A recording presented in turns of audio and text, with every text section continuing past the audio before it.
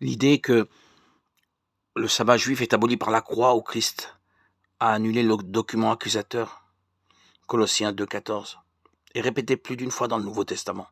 Pour l'un, il y a des différences entre les jours, pour l'autre, ils se valent tous. Que chacun, son jugement personnel, soit animé d'une pleine conviction. Celui qui tient compte des jours le fait pour le Seigneur.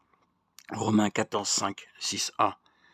Mais maintenant que vous connaissez Dieu, ou plutôt que vous êtes connu de lui, comment pouvez-vous retourner encore à des éléments faibles et pauvres, dans la volonté de vous y asservir de nouveau? Vous observez religieusement les jours, les mois, les saisons, les années. Galates 4, 9, 10. D'aucuns prétendent qu'une instruction de Constantin en 321 après Jésus-Christ changea le Shabbat de samedi à dimanche. Quel jour de la semaine l'Église primitive se réunissait-elle? Les Écritures ne mentionnent jamais un rassemblement communautaire de croyants pour célébrer un sabbat. Toutefois, il y a des passages qui mentionnent clairement le premier jour de la semaine, c'est-à-dire le dimanche. Par exemple, il est déclaré en Acte 27, le premier jour de la semaine, alors que nous étions réunis pour rompre le pain. Paul, qui devait partir le lendemain, adressait la parole aux frères, et il avait prolongé l'entretien jusque vers minuit.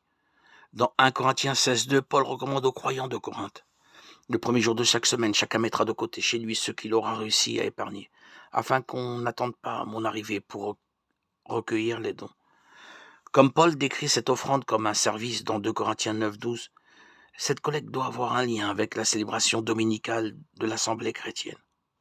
Historiquement, dimanche et non samedi était le jour normal de réunion d'église des chrétiens, et cette pratique date du 1er siècle.